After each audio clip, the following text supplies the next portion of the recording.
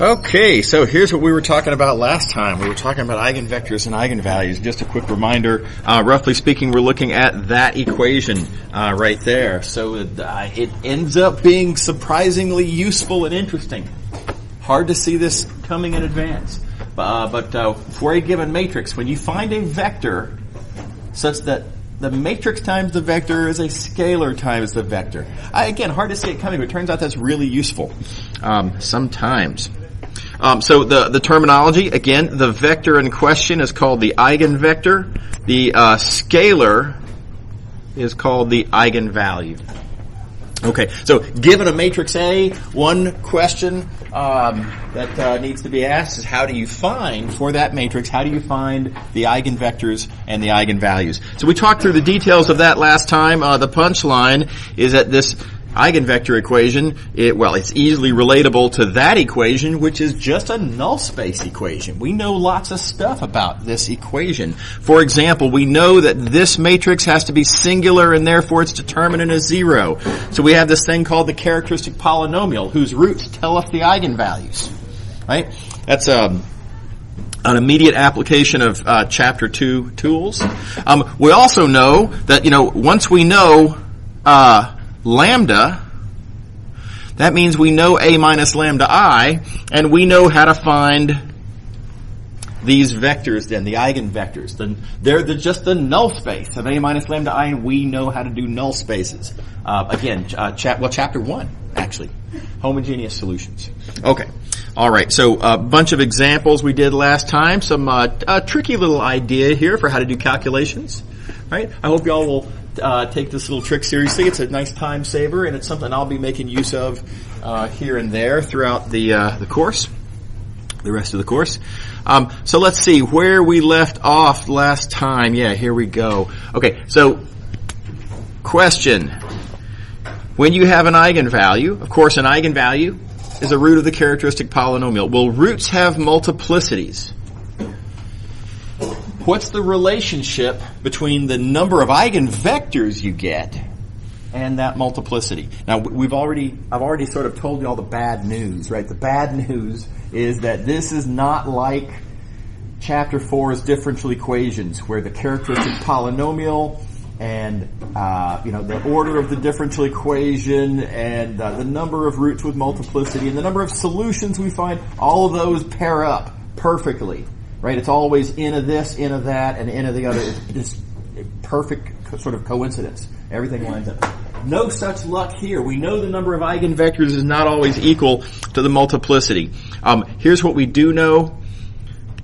It's always at most the multiplicity.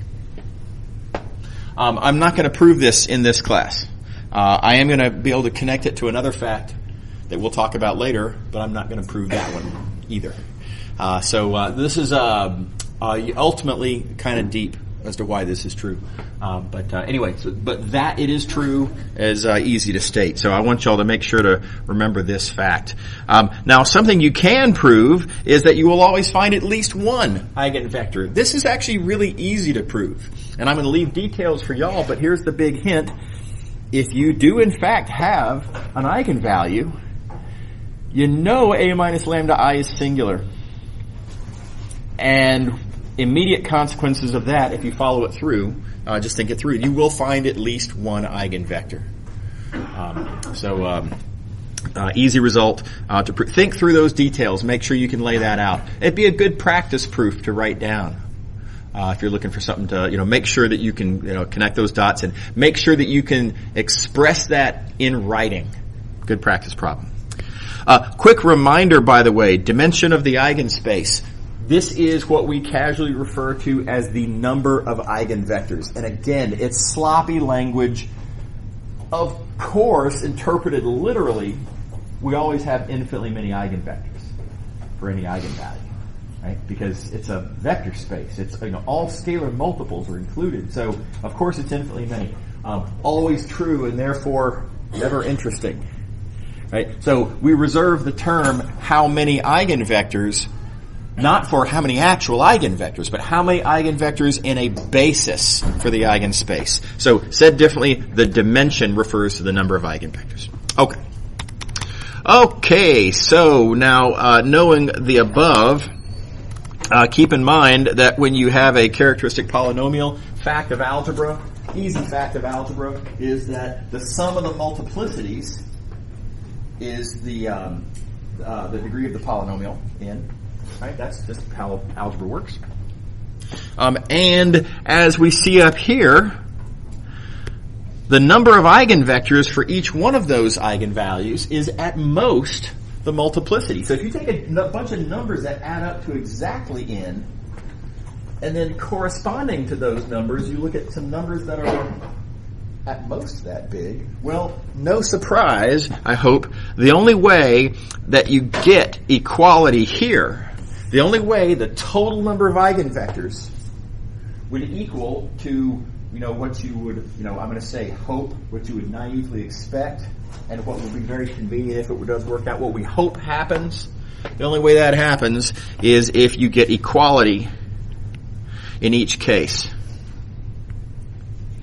Right? So the maximum possible number of eigenvectors in eigenvectors only happens if for every eigenvalue you individually get the maximum number of eigenvectors. Okay. All right. So I'm going to show you some geometric interpretations. This is just for sort of visualizing purposes, kind of a way to think about it. Here's a matrix that we've already studied. Right, this is the very first matrix that we found eigenvectors and eigenvalues for. And you may recall the vector 3, 2 was an eigenvector with eigenvalue -1. And the vector 1, -1 is an eigenvector, eigenvalue 4. So that's details we talked about last time. You can flip back in the notes. Okay, so what does that mean geometrically? So what that means is, let's look at this blue line here. I'll use the pencil.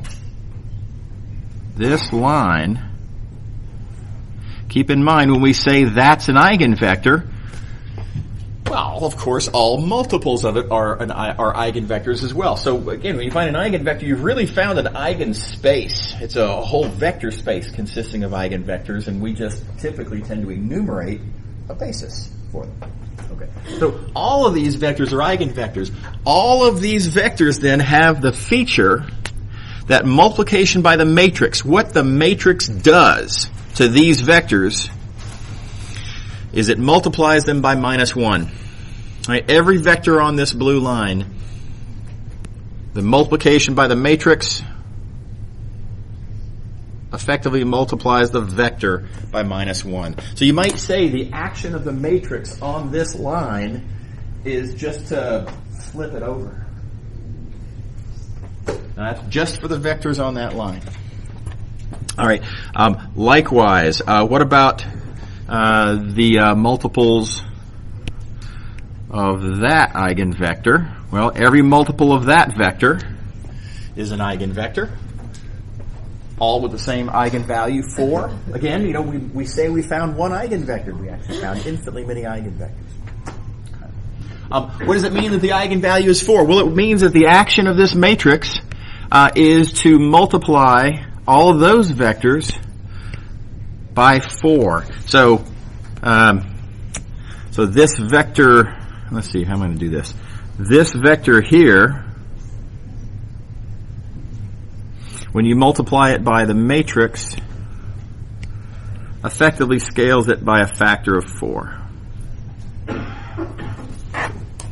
So you might say the action of the matrix on this line is to take everything on this line and stretch it out away from the origin by a factor of 4. So you might say that on these lines, the action of the matrix is simple on these lines, right? It's a flip on this line and it's a stretch on that line. And that's dictated by the eigenvalues. A consequence of this, simply knowing these eigenvectors and eigenvalues, you can deduce the entire action of the matrix. So, for example, if you want to know what happens to the sum, V2 plus V1, What is A times V2 plus V1? Well, look, we've got a couple of things here. On the one hand, we've got that, and I know what happens to that vector. It gets multiplied by -1. And then we've got this. That gets multiplied by 4. So we get -1 times the V1 part, and then we get 4. Oh, come on. 4 times the V2 part, grand total, right? What the matrix does to the V1 part, what the matrix does to the V2 part, add them up, and you get something about like that. Right, so breaking down into parts, any vector has a component in the direction of each one of these vectors. Those components are easy to understand what the matrix does. You can infer what the matrix does to the total. Okay. Another quick example. Again, we've worked out the details for this previously as well. This matrix, we found the eigenvectors and eigenvalues. There's an eigenvalue and an eigenvector. Therefore, an eigenspace. The action of this matrix on this line in R3 is to multiply everything by 2. The matrix stretches that line out by 2. Whoops. And then we also know that eigenvalue and these 2 eigenvectors. Now, again, keep in mind, when we say we found 2 eigenvectors, sure, those are 2 eigenvectors, but really, we're saying that all linear combinations of those vectors are also eigenvectors. So really, we have this 2-dimensional eigenspace. And the action of this matrix on that 2-dimensional eigenspace is that everything gets multiplied by -1. So different ways you can think about this. You could say that every vector in here, you can just sort of flip through the origin. You can think about it that way. Or geometrically coincidental, it's the same as taking this plane and rotating it around a half turn, if you prefer. Okay.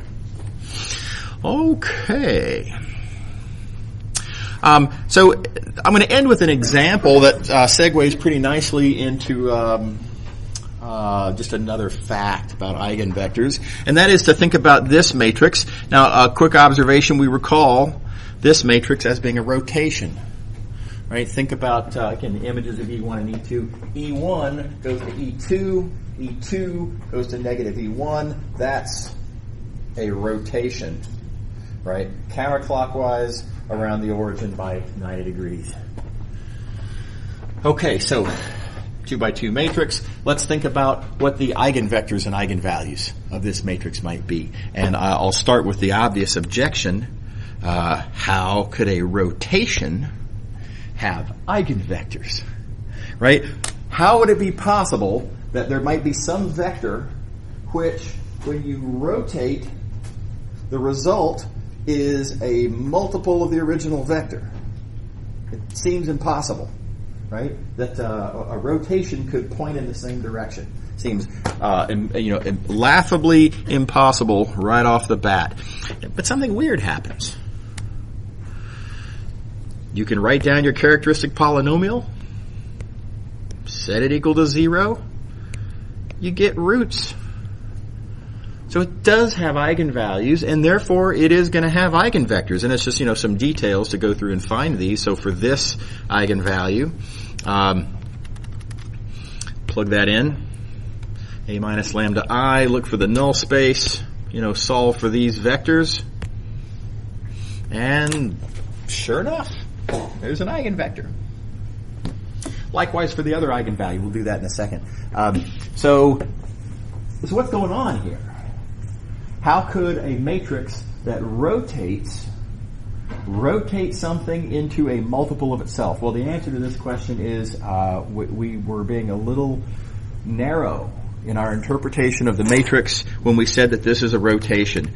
It's kind of not. This is a rotation if you restrict your attention to ordered pairs of real numbers.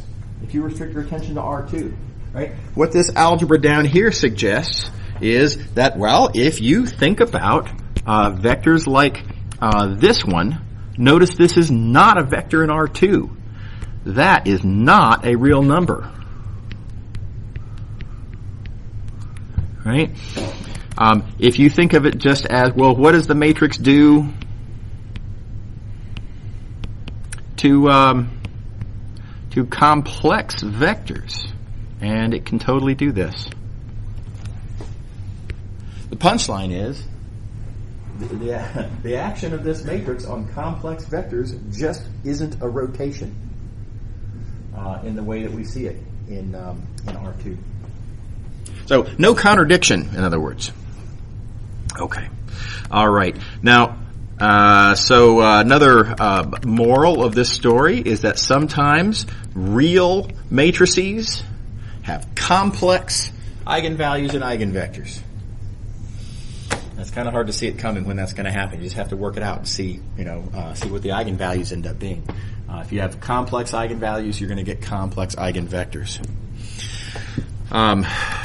But there are some helpful tools that we can use along these lines. I'm going to skip down to the theorem down here. We'll look at the other eigenvalue in a moment. A neat fact, and that is that if you have a real matrix, the eigenvalues and eigenvectors come in conjugate pairs. Is the easy way to say this. So, given a complex eigenvalue, the conjugate is also an eigenvalue.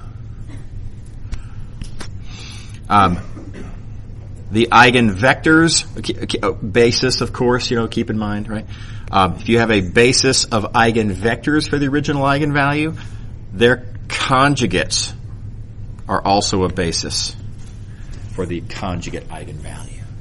So, said differently, you don't have to do two separate calculations. Now, I kind of did here. I took this first eigenvalue, right, and I went through the whole song and dance and found, I skipped some of the arithmetic details, right, but presented it as if you have to go through all of the whole song and dance to get the resulting eigenvector, and then likewise for the next one.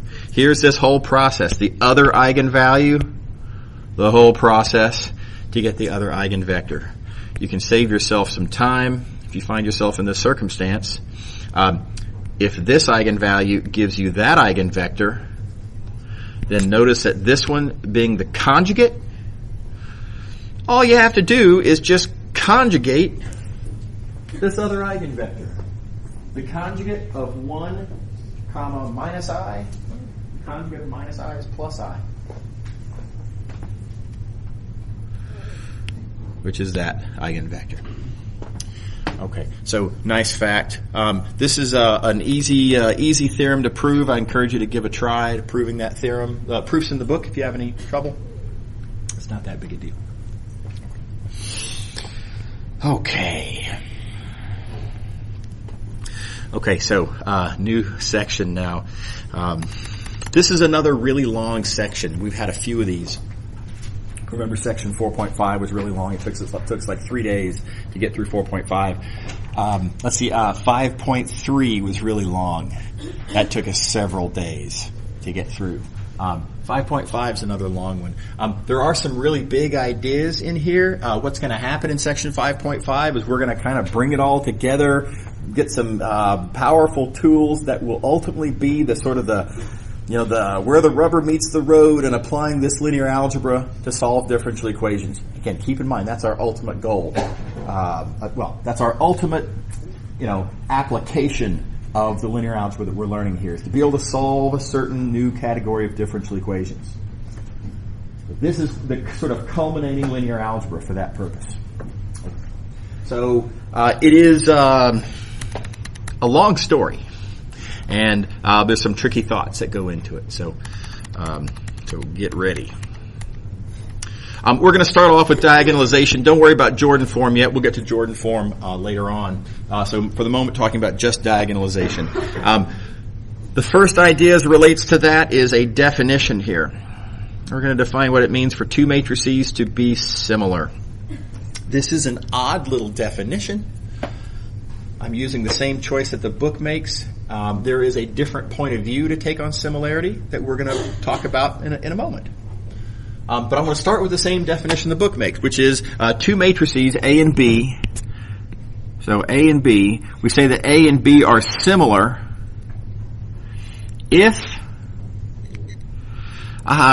they can relate by way of this construction of take one of the matrices and range multiplied by an invertible matrix P on the right, then multiplied by the inverse of that P on the left. This construction here, by the way, is called a conjugation. So two matrices are similar if one of them is a conjugate of the other one. Which leaves us wondering, why in the world would we use the term similar here?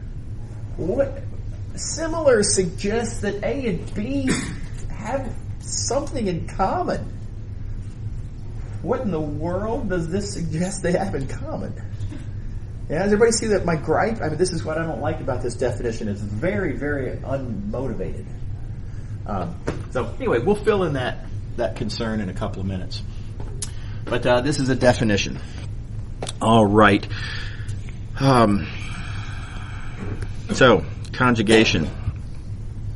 Oh, a little bit more lingo. So, this is a conjugation of A to get B. Notice another related little construction. We say that A and B are conjugates of each other. By the way, it's not hard to show that if, as I have written here, if B is a conjugate of A, you can show that A is a conjugate of B also, by way of a different matrix. Good little game to play. See if you can persuade yourself of that. Okay. All right. Okay, so this equation, I claim that we've seen something structurally like this before. You probably didn't notice. It looked fairly different. But structurally, one matrix being a product of three matrices, we have seen that recently. And not only one matrix being a product of three matrices, but the sort of the first and third of those three being kind of related but opposite in a way. Right? So anyway, what I'm hinting at is this change of basis formula for linear transformations. Structurally, these equations look pretty... I'm going to try not to say similar in these kinds of situations, but it's hard, so forgive me if I accidentally... that's to be avoided. Yeah. Okay, but you see the connection, right? There's a parallel here between these equations, and in fact, if we're talking about not just a change of basis between random bases, but if these two bases that we start with are the same, and if these two bases that we're switching to are also the same as each other, but of course different from the other, then, well, let's think it through here. Let's see here. So that matrix and that basis and that basis have to be the same as that one, and this one have to be the same as that one, and that means that this matrix and that matrix are inverses of each other, just like that. So not only are these kinda similar structurally, they are exactly the same structurally. Again, in this case, where the bases, these two bases are the same, and these two bases are the same. Okay. All right. So I claim this gives us a very valuable and very different point of view on how to think about this weirdo definition that we have here of what it means for two matrices to be similar. So let me make that connection. Well, the idea then, these two matrices are similar if one's a conjugate of the other, corresponds to saying that these two matrices are similar. And let's go back to our gripe. What was the gripe in this definition? My gripe was that, hey, the use of the word similar suggests that these two matrices have something in common. I don't see from this algebra, this conjugation algebra, what's the suggestion of what these two things have in common. And here you can totally see it. What they have in common, A and B, what they have in common is that they represent the same linear transformation, just by way of different bases. That's what A and B have in common. That's why we call them similar.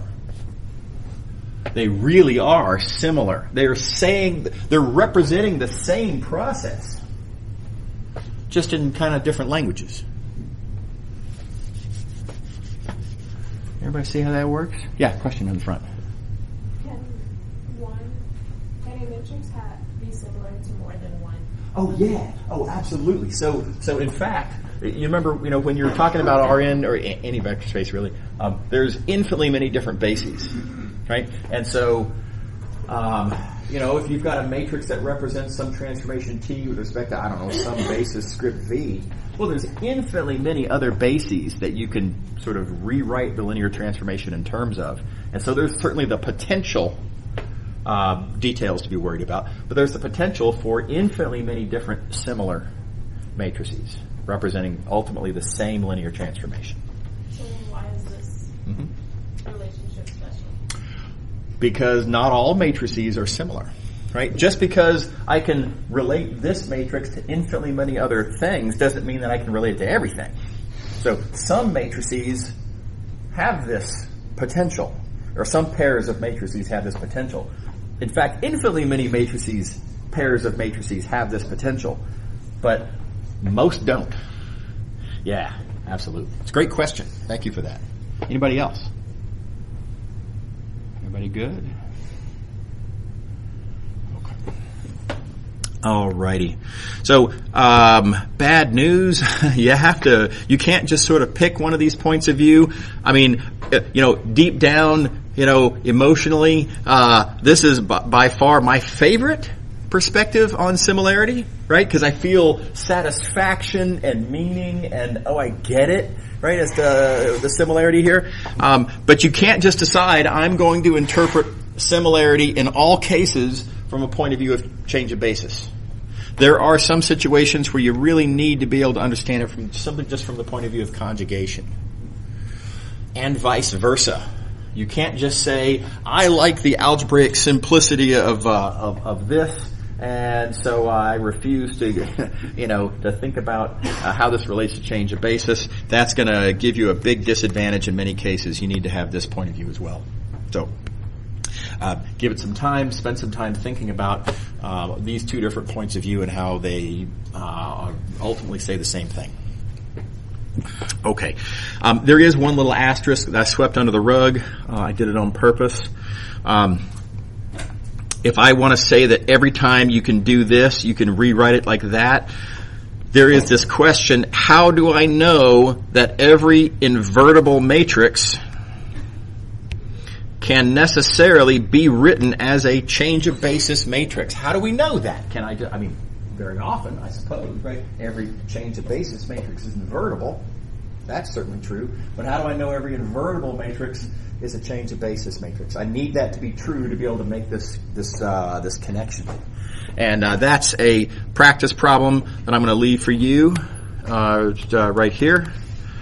Stating this as a theorem, every invertible matrix is a change of basis matrix. The way you're going to prove this is you're just going to find this basis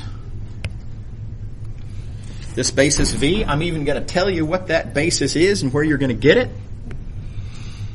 It's the columns of the P matrix.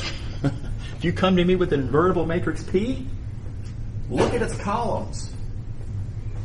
Write down this change of basis matrix, and what you will find is that you get P. So it's like a 2-line proof, but nevertheless, it has to be written down. Think it through and make sure you're comfortable with this result. Okay. All right. Another definition.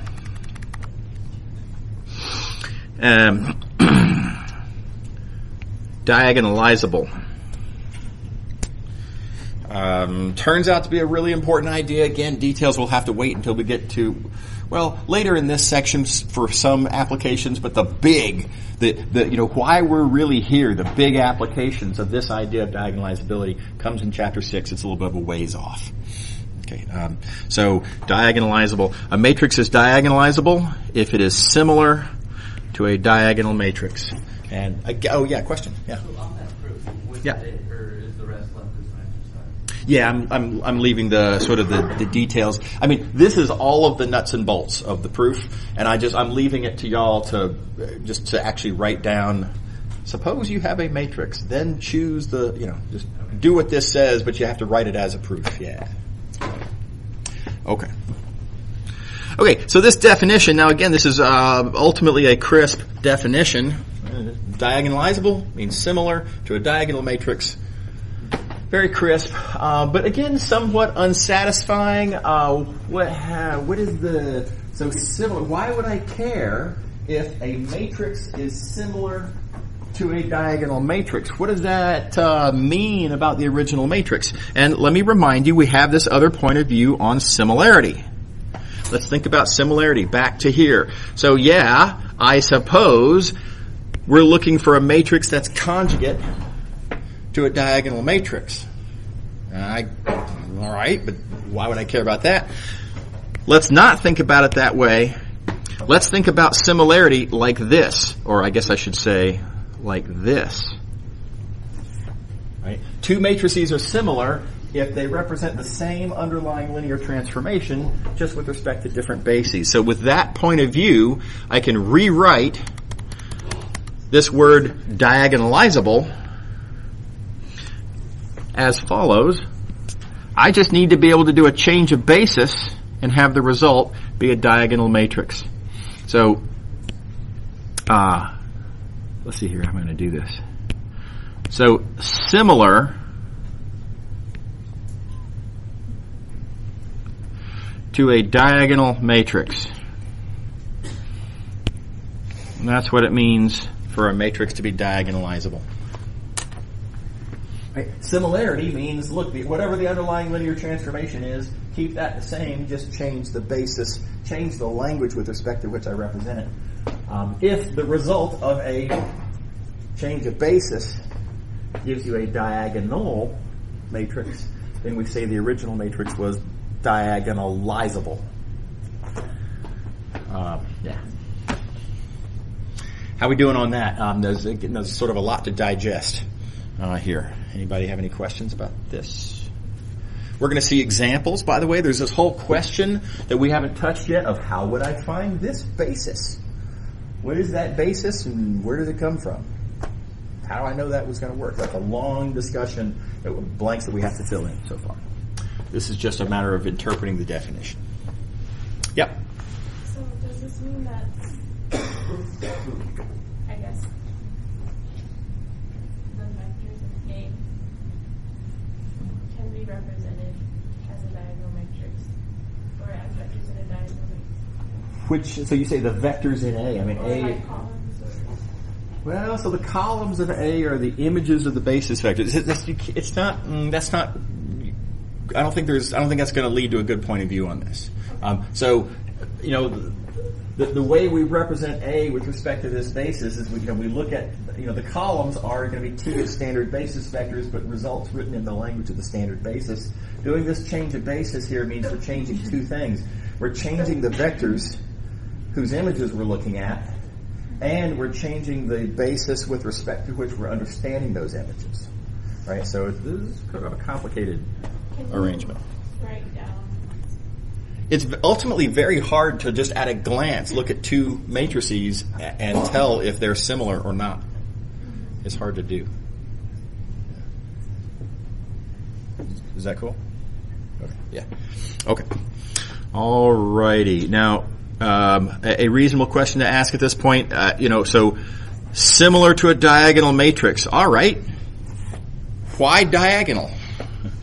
Who cares if something's similar to a diagonal matrix? Why not similar to a reduced echelon form matrix, or similar to a lower triangular matrix? What is it about diagonal that's so great anyway? And again, the big punchline there is going to have to wait till chapter 6, but there is one little quickie observation I'm going to make, and that is diagonal matrices. It's really easy to understand their eigenvectors and eigenvalues. really straightforward. Oh yeah, question.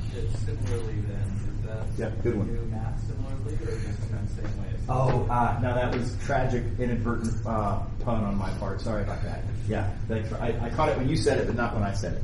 Yeah. Right. I really am trying to not do that. It's surprisingly hard to avoid in this lecture.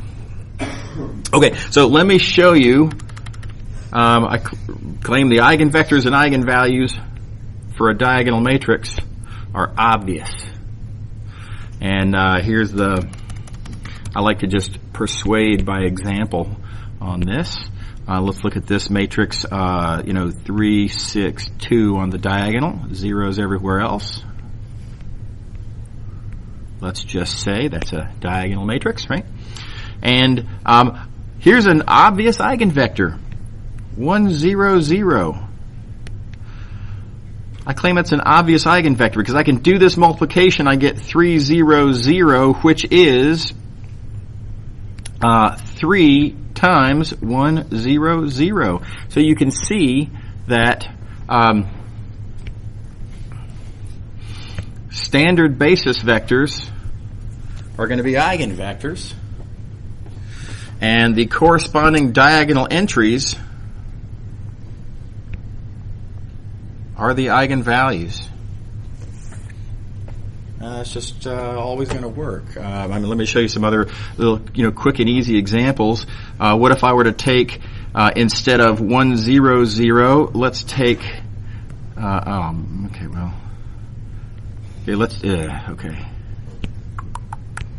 Let's take 0, 1, 0. Well, multiply, you get 0, 6, 0, which is 6 times 0, 1, 0. And so again, standard basis vectors. The second standard basis vector is an eigenvector, and correspondingly, the second diagonal entry is the eigenvalue. I think when you've written down enough of these, you can persuade yourself. And just remember how matrix multiplication works, right? We're taking, in this matrix vector multiplication, we're taking a linear combination of these columns, using these numbers as coefficients. We're effectively picking out one of these columns, in this case the second column, and it's just, this is always going to work. Okay, so neat fact. Alrighty.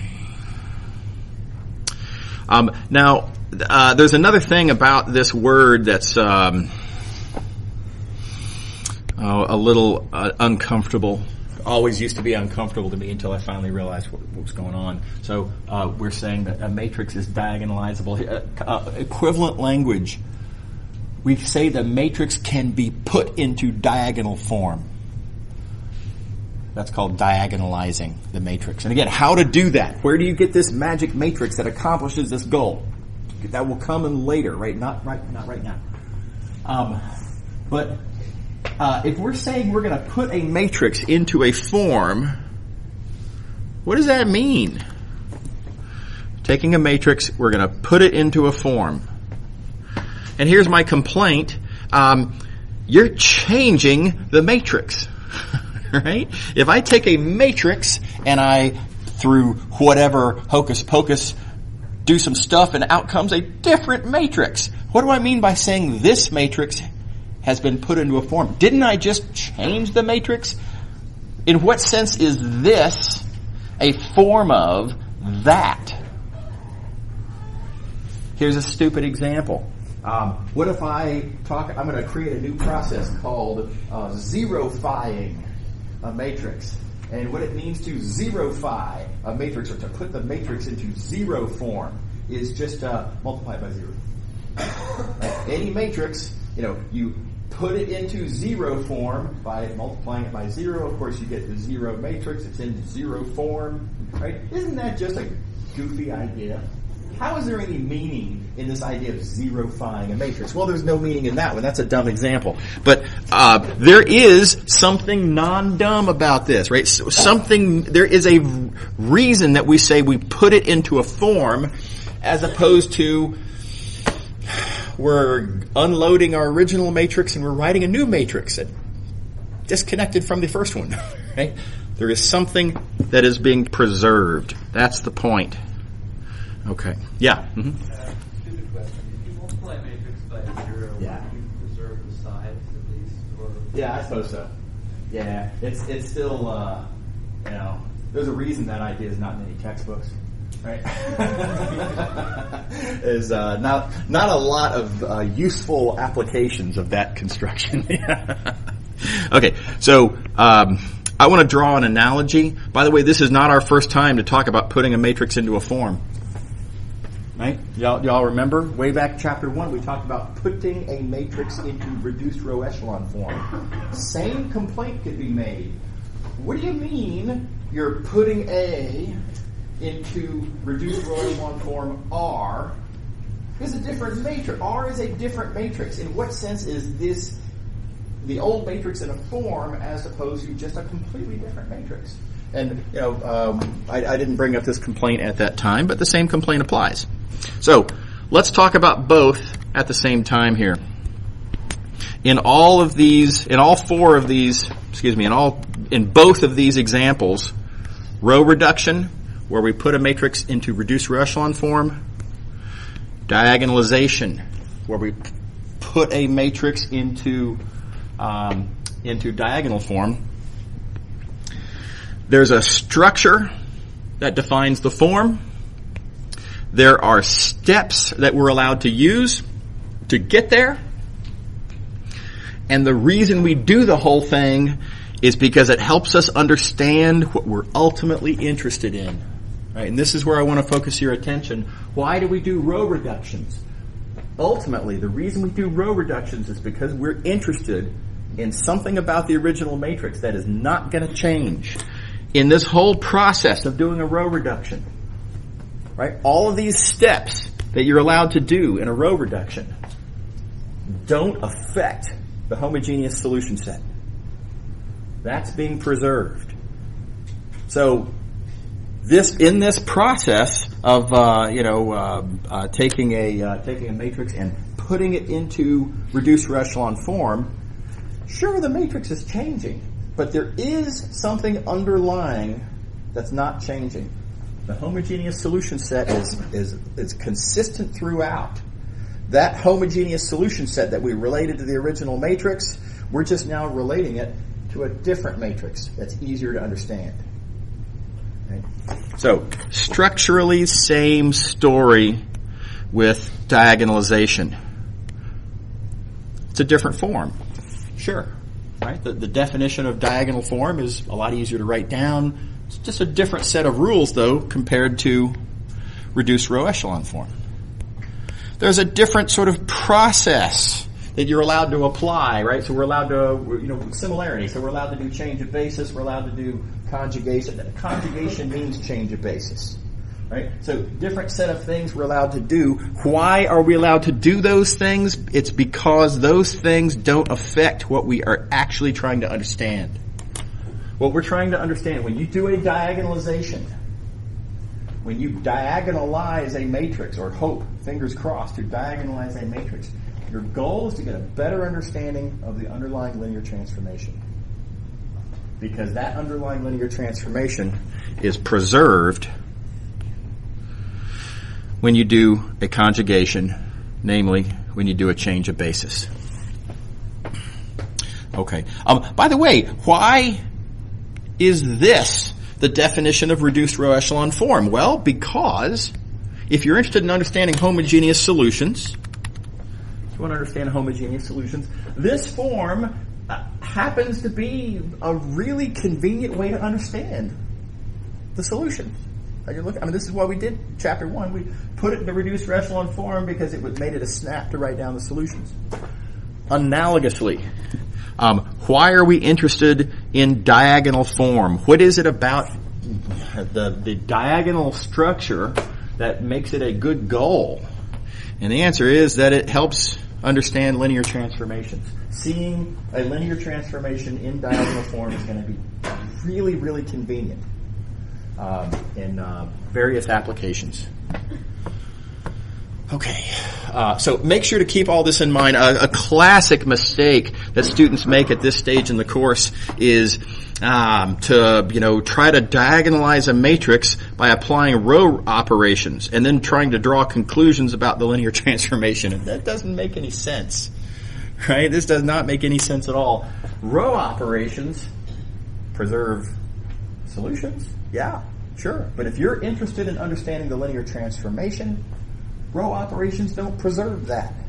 If you apply row operations to get down to some matrix, maybe a diagonal matrix even, possibly, it's completely disconnected. You're effectively, you're doing something that's as meaningless as the zero-fying joke that I was making earlier. Right? It just doesn't make any sense at all. It's useless.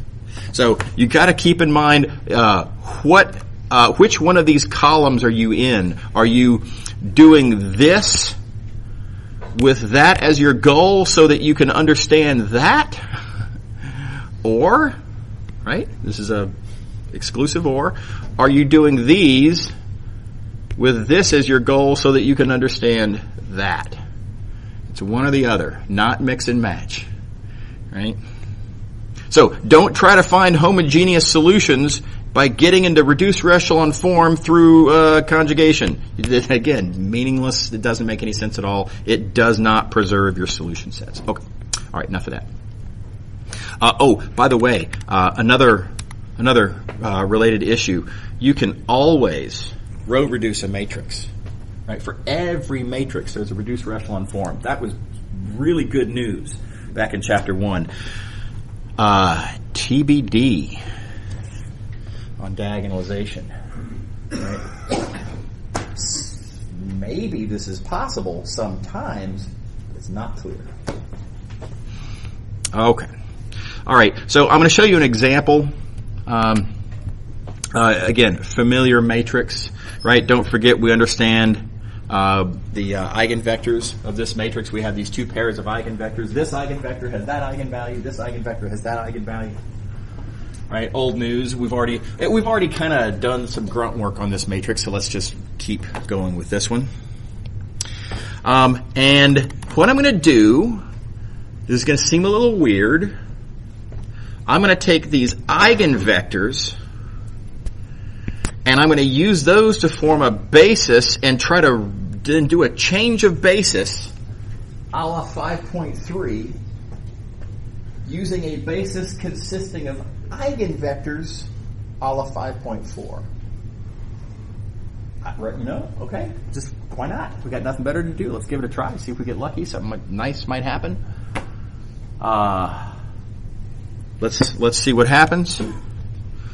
Here's the calculation. If you want to use again that basis to understand the linear transformation, I need to find that matrix. I do it one column at a time. Keep in mind those columns are computed by these formulas. That's rules from 5.3, right? You take these vectors, do that linear transformation to them, write your results in the language of that basis, right? Those become your columns. All right, well, let's do it. T of V1, what is T of V1? Well, hey, V1's an eigenvector. T of V1 is just eigenvalue times V1. So I have negative V1 there. And then there's the question of how do I write negative V1 as a linear combination of V1 and V2. Now again, this is one of these things I want you to try to be on the lookout to recognize these kinds of freebies that you get sometimes. If what you're trying to write as a linear combination of V1 and V2 is either already written as or easily rewritten as explicitly a linear combination of V1 and V2, then the coefficients are staring you in the face. Okay, so negative V1 coordinates with respect to V1, V2, those coordinates are negative 1 and 0. Okay. So that's our first column. Second column. Well, T of V2 is 4V2. Why? Because V2 is an eigenvector. Right? V2 is an eigenvector, eigenvalue 4. So T of V2 is 4V2. And how do I write 4V2? In terms of V1 and V2, well, again, 3V. This is 0V1 plus 4V2, and thus coefficient 0, 4. So those being our columns, first one is our first column, second one is our second column, and look what happened here. That matrix is diagonal. We have accidentally diagonalized a matrix. Dumb luck, right? We just figured we'd give it a try. What happens when I put this thing in there? And I don't know, watch and see what happens. And lo and behold, we've diagonalized this matrix. I will discuss next time how this is actually not that big of a surprise. In fact, this will always happen when you choose such a basis. Y'all have a good Wednesday. See you later.